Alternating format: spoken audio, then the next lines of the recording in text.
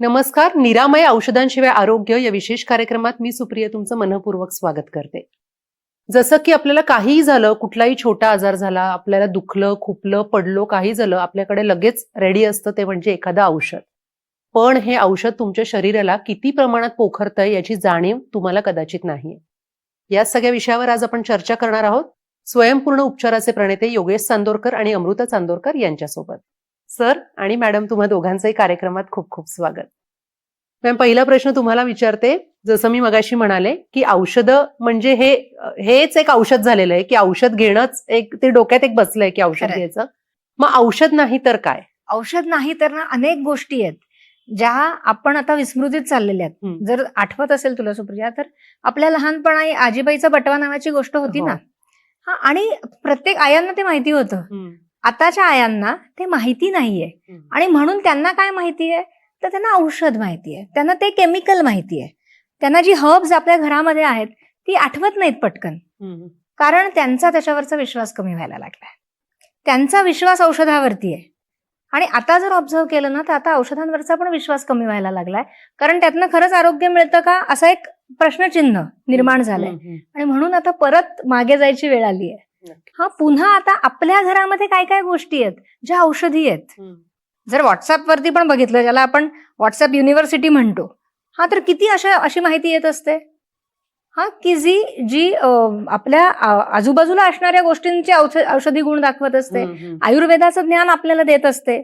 त्यातलं खरं खोटं काय हे सोड, पण आता त्याचं पेव फुटलंय हम्म. की आता प्रत्येक जण त्याच्याबद्दल बोलतोय की कशा अनेक गोष्टी आहेत ज्या तुम्हाला आरोग्य देऊ शकतात, ज्या तुमच्याकडेच आहेत. आणि म्हणून ते जाणून घेणं हे गरजेचं आहे. आता ह्याच्यातलाच एक भाग जो आहे तो आहे ऊर्जा. हम्म. हा, जर मला आठवतंय माझ्या लहानपणी पोट दुखलं किंवा काही दुखलं की माझे आजोबांना अंगारा लावायचे. हम्म.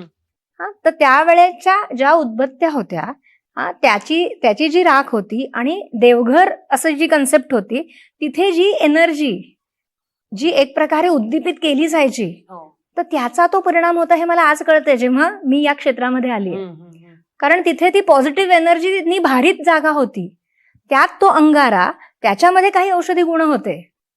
ती जी काही धूप लावला जायचा, जे गोवऱ्या जाळल्या जायच्या, त्याच्यात औषधी गुण होते. हम्म. आणि मग कधीतरी लहान मुलांना काही पोट दुखलं किंवा काही झालं तर ते आजोबा लावायचे आणि आम्ही श्रद्धेने ते लावून घ्यायचो आणि खरंच पोट थांबायचं. तर अशा कितीतरी गोष्टी, आता ती श्रद्धाच गेलीये ना. हम्म. स्वयंपूर्ण उपचारांचं काम काय आहे माहितीये का? स्वयंपूर्ण उपचारांचं कामच हे तुमच्यावरचा विश्वास वाढवणं. बरोबर. तो कुठेतरी कमी व्हायला लागला. तुझं आहे तुझं पाशी, हम्म. पण ते आपण विसरलोय. हम्म. सगळ्यात महत्वाचं, माझा तो विचार काम करतोय आणि तो विचार आला ना, मला सोल्युशन हवंय, मी काय करू, असा विचार मनात आला ना की आपल्याला आतूनच सोल्युशन सुचायला लागतात. कोणी बाहेर नाही येऊन सांगत नाही. हम्म. पण अरे बापरे म्हटलं ना की तुझ्या समोर काही असेल मार्ग, पण तो दिसत नाही. हम्म. त्याच्यामुळे ते अरे बापरे काढायचा प्रयत्न करतोय आम्ही लोकांच्या आयुष्यातला. आणि जेव्हा स्वयंपूर्णकडे लोक येतात तेव्हा पहिला आमचा प्रयत्न असतो की त्याला पॉझिटिव्ह करणं. बरोबर. आजचा क्षण उद्या परत राहणार आहे का? पुढच्या क्षणाला तो बदलणार आहे. हो. मग तुम्ही का विचारांनी धरून ठेवता? आत्ता प्रॉब्लेम आहे ओके, पण तो पुढच्या क्षणाला जाणार आहे, तो नकोय मला, हा विचार देण्याचा मूळ प्रयत्न आमचा चाललाय. ती ऊर्जा तेव्हाच बदलणार आहे.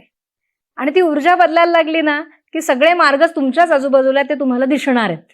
नक्कीच. आता आपल्याला फक्त औषधं दिसतात. बरोबर आहे. जसं मॅम म्हणतात की ही जी भीती असते ती भीती काढायचं काम कुठेतरी स्वयंपूर्ण उपचार करतायत. पण ही भीती खरंच संपूर्णपणे जाते का ज्यावेळेला आपण ही ट्रीटमेंट घ्यायला लागतो? मुळातच आता भीती का आहे? कारण काहीतरी पूर्वानुभव आहे माझा की असं केलं की असं होतं आणि ते व्हायला नकोय. हे होतं ही खात्री आहे आणि व्हायला नकोय म्हणून ती भीती आहे. मला व्हायला नकोय आणि ते होणारच आहे आणि म्हणून मला भीती वाटते.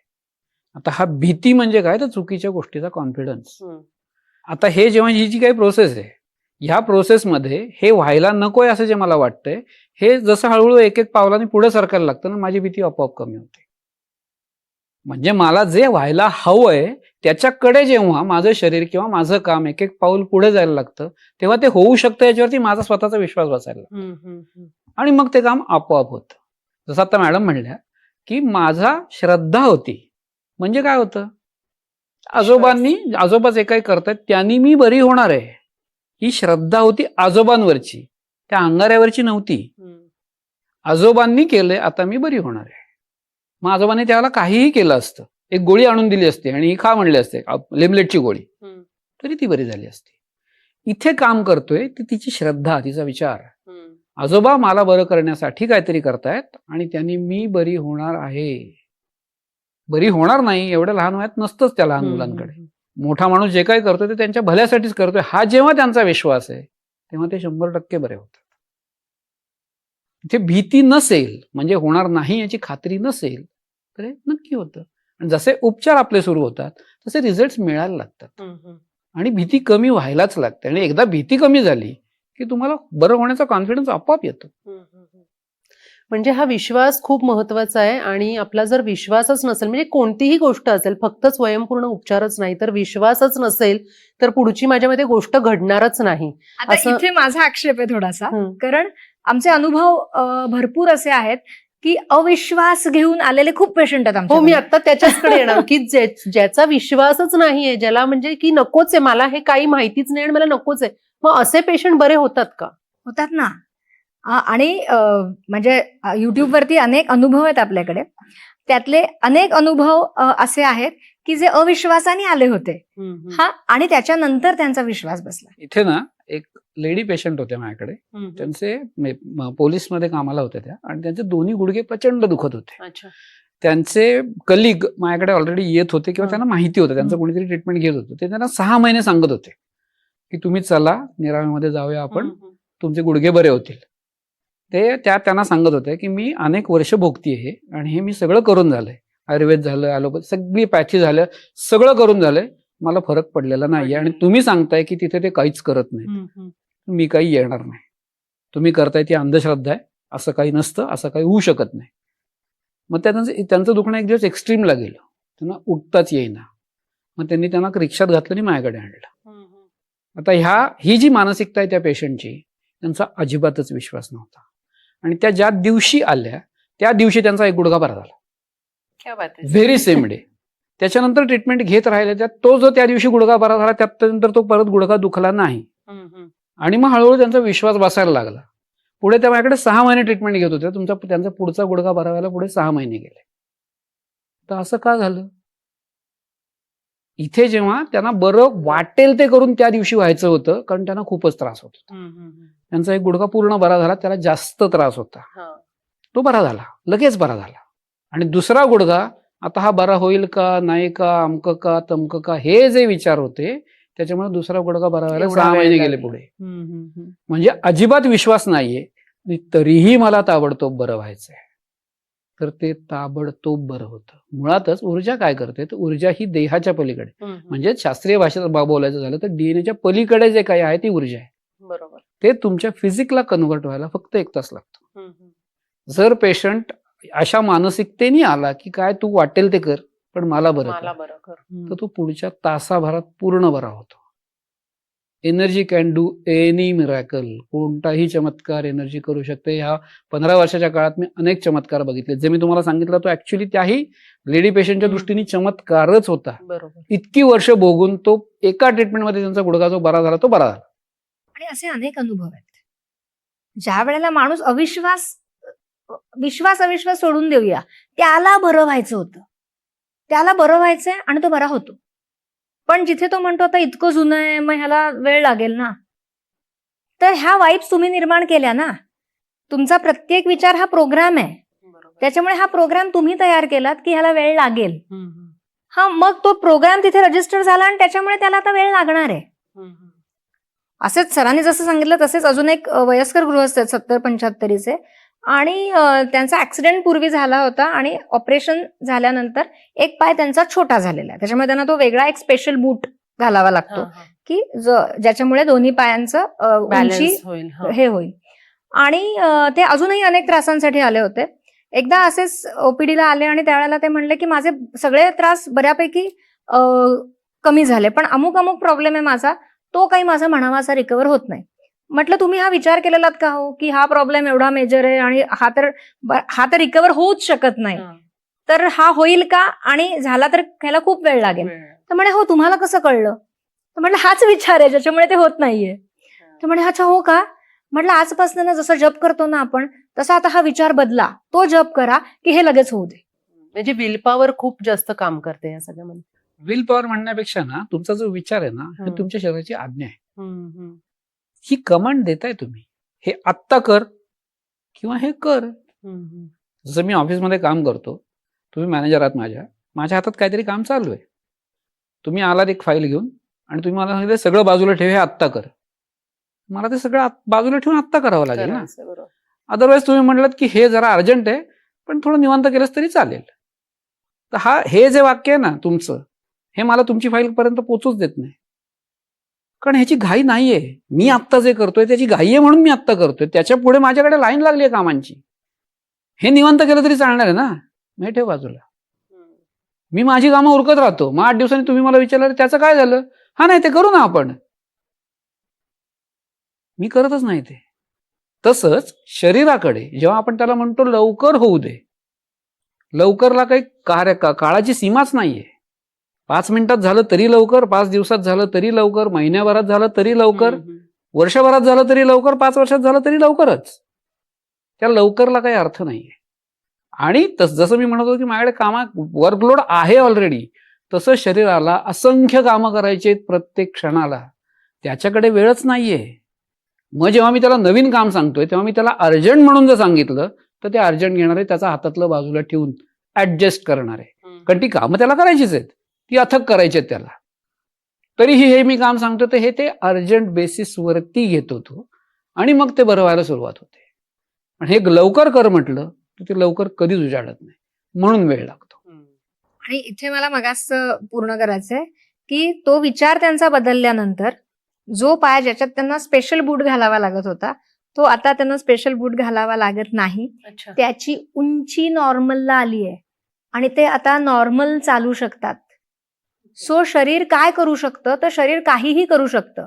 आम्ही फक्त ऊर्जेच्या माध्यमातून त्याची मदत करतोय. शरीराला काहीतरी करायचंय आणि त्याला आवश्यक आहे ती त्या मदतीची, त्या ऊर्जेची. ती ऊर्जा कमी आहे त्याच्याकडे. बरोबर. आणि ऊर्जा कमी आहे म्हणून त्याला ते करता येत नाही. त्याला अप टू द मार्क शरीराला बनवता येत नाही स्वतःला. कुठेतरी कमतरता राहतात, कुठेतरी दुखतंय, खुपतंय, काहीतरी अडचणी आहेत, कुठेतरी ब्लॉकेजेस आहेत. तर ते ब्लॉकेज काढू शकतं, ते दुखणं घालवू शकतं, ते झीज भरून काढू शकतं, ते सगळं करू शकतं. पण ते करू शकत नाहीये का? कारण त्याच्याकडे ती एनर्जी नाहीये, ती ताकद नाहीये, इच्छाशक्ती पण नाहीये कदाचित, किंवा इच्छा आहे पण तरी ती एनर्जी त्याला पुरेशी होत नाहीये. का होत नाहीये? कारण काहीतरी अडकलंय. पूर्वीपासून गोळा केलेलं काहीतरी माझ्या वरामध्ये आहे, हा, जे मला ती येऊ देत नाहीये माझ्यापर्यंत ती एनर्जी. आत्ता मला वाटतंय बरं व्हावं, पण ह्याच्या मागचे अनेक निगेटिव्ह थॉट्स, अनेक चुकीच्या वाईब्स माझ्या वरामध्ये आहेत आणि त्याच्यामुळे ती पॉझिटिव्हिटी तेवढी नाहीये पुरेशी मला. आणि मग जेव्हा स्वयंपूर्ण उपचार घेतात तेव्हा ती त्या शरीराला आवश्यक असणारी ऊर्जा जी 5 तत्वांची आहे ती आम्ही पुरवतो. बरोबर. मग ती ऊर्जा मिळाली की त्याला स्वतःची झीज भरून काढता येते, ब्लॉकेजेस घालवता येतात, दुखणं बरं करता येतं. ऑपरेशनमुळे छोटा झालेला पाय तोही त्याला नॉर्मल करता येतो. नक्कीच. म्हणजे या सगळ्यामध्ये कुठेतरी आपली इच्छाशक्ती की आपल्याला बरं व्हायचंय हे जास्त स्ट्रॉंगली असणं खूप गरजेचं आहे. आपण खरं तर या सगळ्या गप्पा चालू ठेवूयात. पण एखाद्या व्यक्तीचा विश्वासच नाहीये आणि एखादा व्यक्ती बरा होऊ पाहतोय, तो कसा होणार आहे बरा, हे सगळं आज आपल्याकडे आलेले एक रुग्ण आहेत कैलासजी म्हणून, आपण त्यांच्याशी संवाद साधणार आहोत आणि जाणून घेणार आहोत की त्यांचा अनुभव काय आहे. स्वयंपूर्ण उपचाराच्या मार्फत ते संपूर्णपणे बरे झालेले आहेत. पाहूयात. सर, तुम्ही काय सांगाल की तुम्हाला खूप त्रास होते आणि या सगळ्या त्रासांमुळे तुम्ही प्रचंड खंगत चाललेले होता, तुमचं वजनही काही अंशी कमी झालं होतं, तर काय सांगाल? मला जो त्रास होत होता की तोंड येणं, त्याच्यानंतर तिखट नाही खाता येत होतं, गरम काही वस्तू खाता येत नव्हता. मग मी त्यासाठी निरामय सेंटरमध्ये आलो होतो. नंतर इथे मी उपचार चालू केले. माझी इच्छा नसताना मी माझ्या मिसेसच्या मुळे इथे येत गेलो आणि जसे जसे ट्रीटमेंट घेत गेलो, मला दिवसाला 3 ट्रीटमेंट होते त्या टाइमला. त्या टाइमपासून मग महिन्यानंतर थोडा थोडा फरक पडत गेला. म्हणजे ते चेहऱ्यावर, तोंडामध्ये ज्या जखमा झाल्या होत्या ते कमी होत गेल्या. नंतर थोडं थोडं तिखट खाता येऊ लागलं. पण मग तुमचा अजिबातच विश्वास नव्हता आणि मग तुम्ही हळूहळू यायला लागलात, मग थोडा थोडा विश्वास वाढला थोडा की थोडा नाही? विश्वास वाढला, ते पण ते माझ्या बिझनेसमुळे मी येत गेलो. पण आता या सगळ्या त्रासांवर तुम्ही मात केली आहे, मात- बरोबर आहे? तुम्हाला काही आता त्रास होत नाहीये, म्हणजे नाही. जो पूर्वीचे सगळे त्रास होत होते. हो. मग आता कसं वाटतंय? आता खूप बरे, एकदम रिलॅक्स वाटतंय. आणि त्याच्यानंतर मला बरेचसे नंतर परत एक प्रॉब्लेम झाला. माझा ऍक्सिडेंट झाला होता, थोडा डोक्याला पण मार लागला होता, पायाला जखम झाली होती. त्यावेळेस पण मला म्हणजे ट्रीटमेंटमुळे भरपूर फरक पडला. या ट्रीटमेंटला विना औषध विना स्पर्श असं म्हटलं जातं. हो. तर काय पद्धतीची ट्रीटमेंट तुम्ही घेत होता, म्हणजे आपल्या प्रेक्षकांनाही कळेल की तुम्ही कशी ट्रीटमेंट घेत होता? आम्ही फॉलोअपला जेव्हा निरामय सेंटरला यायचो तर ते मेडिटेशन करायला सांगायचे 10 मिनिटे आणि ते ट्रीटमेंट द्यायचे आम्हाला. आणि त्याच पद्धतीने आम्ही घरी सुद्धा फोनद्वारे ट्रीटमेंट घेत होतो. तर दिवसातून 4-5 वेळा आम्ही ट्रीटमेंट घ्यायचो. सो प्रामुख्याने तुम्हाला जो त्रास होता तो माउथ अल्सरचा त्रास होता. हो. बरोबर आहे सर, आपण थोडंसं यावर बोलूयात. मुळातच कसं आहे ना, त्यांच्यामध्ये हीट म्हणजे आपण जे म्हणतोय अग्नितत्व ते खूपच वाढलेलं होतं. त्याच्यामुळे त्यांना अन्न जवळजवळ तुटल्यात जमा झालं होतं. त्यावेळेला त्यांचं वजन साधारण 36 ते 38च्या दरम्यान होतं. म्हणजे फक्त सापळा शिल्लक आहे आणि त्याच्यावर थोडंसं मांस आहे, अशीच अवस्था झाली होती. आणि त्याच्यामुळे सगळंच काही खाताच येत नाही, अन्नच तुटल्यामुळे मानसिक स्थिती पण खूप ढासळलेली होती. मग जसे ते येत गेले तसं त्यांनी सांगितलं त्यांचा अजिबात विश्वास नव्हता. एवढं सगळं म्हणजे तेवढं होईपर्यंत त्यांनी अनेक उपचार घेतलेले होते, पण त्याचा उपयोग काही होत नव्हता. त्याच्यामुळे एवढं करूनही जर मला उपयोग होत नाहीये, आता ह्याचं काहीच करायचं नाहीये, मग कसं होणार आहे? बरं, भारतीय संस्कृतीमध्ये बायकांना अक्कल नसते, हा त्रिकालाबाधित नियम आहे आपल्याकडचा. त्याच्यामुळे त्यांच्या मिसेस त्यांना सांगत होत्या, पण त्यांचा अजिबात विश्वास नव्हता. पण तरीही त्यांनी न आपला हेका सोडता ते घेऊन आल्या. त्या ट्रीटमेंटनी त्यांनी स्वतः ट्रीटमेंट घ्यायला सुरुवात केली आणि जसा फरक पडायला लागला तसा हळूहळू त्यांचा विश्वास बसत गेला. बरोबर. आणि मग जे काय हळूहळू त्यांचं अन्न सुरू झालं, काय सुरू झालं, आज बघतो आपण त्यांचं वजन किती आहे. म्हणजे मुळातच वजन का वाढलं, तर जे खातात ते पचायला लागलं, ते अंगी लागायला लागलं. हा जो देह दिसतो आपल्याला त्याला योगशास्त्राने अन्नमय कोश असं म्हटलेलं आहे. म्हणजेच काय, जो अन्नावर पोसला जातो तो. जेव्हा आपण जे अन्न खातोय त्याच्यामुळे जर शरीराला पोषण मिळणारच नाहीये तर देह तरणार कसा? त्यांचं वजन 36 ते 38 पर्यंत खाली आलं होतं, कारण अन्न पचतच नव्हतं, अंगीच लागत नव्हतं, खाताच रादर येत नव्हतं, तुटल्यातच जमा झालं होतं. मॅम, ज्या वेळेला हे अग्नितत्व बिघडतं किंवा हा जो काही त्यांना त्रास होत होता की हा अल्सरचा जो त्रास आहे तो किती गंभीर असू शकतो? कसं ह्याचं मूर्तिमंत उदाहरण परत तेच आहेत. कारण त्यांचं तोंड येणं किंवा तोंडातल्या जखमा, ते छाले हे इतके सिव्हिअर होते की तिखट वगैरे तर सोडाच, पण अगदी गोड जरी खायचं म्हटलं ना तरीही ते देखील चुरचुरत होतं. त्याच्यामुळे खायचं म्हटलं की भीती वाटत होती. जितकं तुम्ही प्याल तितकं सोपं, पण ते पिताना पण जे जिभेला लागतं, तेही जे गालाच्या चुरचुरत आतल्या असणार. भागाला लागतं ते पण त्रासदायक होतं. हा, आणि फक्त तोंडापुरतं गोष्टी मर्यादित राहत नाहीत, त्या तुमच्या अन्ननलिकेपर्यंत पण पोहोचतात. आणि त्याच्यामुळे ते खाल्लेलं अन्न त्याच्यामध्ये म्हणावे असे पाचक रस मिसळतच नव्हते, कारण सगळीकडे जखमा होत्या आणि ते पचतही नव्हतं. एक्सेसिव्ह अग्नी काय करतो तर तो सगळ्याची राख करून टाकतो, ते अंगी लागत नाही. आणि ते जे पित्तरस आहेत ते तुमच्या आतड्याला पण आतनं एक प्रकारे इन्फ्लमेशन तिथे होतं, तिथे जखमा होतात, सूज येते. अग्नी हा सगळीकडे कोरडं करतो तुम्हाला. ज्यांच्या शरीरामध्ये अग्नी जास्त आहे त्यांची त्वचा पण कोरडी असते, त्यांना बऱ्याच वेळेला डॅन्ड्रफ वगैरे असतो आणि शिवाय आतमध्ये देखील तो कोरडेपणा असतो. सो त्यांची ती एक्स्ट्रीम अवस्था होती. आणि ज्या वेळेला तो अग्नी कमी व्हायला लागला त्यावेळेला ते छाले गेले, त्या जखमा हील झाल्या, खाता यायला लागलं आणि त्याच्यातनं मग ते वजन वाढलं आणि ह्याचा मानसिकतेवर पण परिणाम झाला होता ना. बरोबर, की सगळे उपचार करून होत नाहीये, मग काय? सर, जसं आता मॅडम म्हणतायत की ती भीती तर त्यांना होतीच की आता मी हे खाल्लं तर मला त्रास होणार आहे, ते खाल्लं तर त्रास होणार आहे. या भीतीसोबत हा जो अविश्वास होता की त्यांनी जसं त्यांच्या म्हणजे बायकोच्याच म्हणण्यानुसार ते आले आणि हळूहळू तो विश्वास वाढत गेला, तर या सगळ्या विचाराबद्दल काय सांगाल सर? मुळातच माणसाचा विश्वास नाही म्हणजे काय, त्याला अनुभव नसतो आणि कोणीतरी काहीतरी सांगतंय म्हणून मी विश्वास ठेवावा, तर मी स्ट्रॉंग आहे, मी नाही कोणावर विश्वास ठेवतो. म्हणून माझा विश्वास नाही असं वाक्य आहे ते. तुला झाला असेल फरक, पण मला नाही ना, मला नाही विश्वास, मी नाही करणार. हा जो विचार आहे ना, हा तुमच्यातला स्ट्रॉंगपणा दाखवतो. बरोबर. जेव्हा अशा व्यक्ती परिवर्तित होतात ना, तेव्हा त्या 100% विश्वास ठेवतात. यात अजिबात नाहीये, यात 100%. 100% बरोबर. त्याचं परत एकदा मूर्तिमंत उदाहरण तेच आहेत. त्यांचा अजिबात विश्वास नव्हता आणि आज त्यांचा संपूर्ण विश्वास आहे. म्हणजे आज निरामयाचं वाक्य आहे त्यांच्यासाठी शेवटचं वाक्य आहे. कैलासजी, इतका छान अनुभव, म्हणजे सर आणि मॅडम दोघेही सांगतात तुम्हाला इतका सिव्हिअर त्रास होता आणि तुम्ही त्या सगळ्यातून इतके छान बरे झालेले आहात. तुमची तब्येत अशीच छान राहावीत. तुम्ही या कार्यक्रमात सहभागी झालात, तुमचे मनापासून आभार. आणि सर आणि मॅडम, तुमच्या दोघांचेही खूप खूप आभार. तुम्ही खूप मोलाचं मार्गदर्शन केलं. आणि जसं आपण म्हणूयात की अविश्वासाकडून विश्वासाकडे जाणारी पायरी म्हणजे स्वयंपूर्ण उपचार, आणि असेच तुम्हीही बरे होऊ शकता विना स्पर्श, विना औषध. आजच्या या भागामध्ये आपण इथेच थांबणार आहोत. पुन्हा भेटूयात. तोपर्यंत नमस्कार. साध्या आजारांपासून ते मोठ्या आजारांपर्यंत घरी राहून फक्त व्हॉट्सअप किंवा ईमेलने माहिती पाठवून लागोलाग सुरू करता येणारे उपचार म्हणजे विनास्पर्श विनाऔषध केले जाणारे स्वयंपूर्ण उपचार. आजच संपर्क साधा.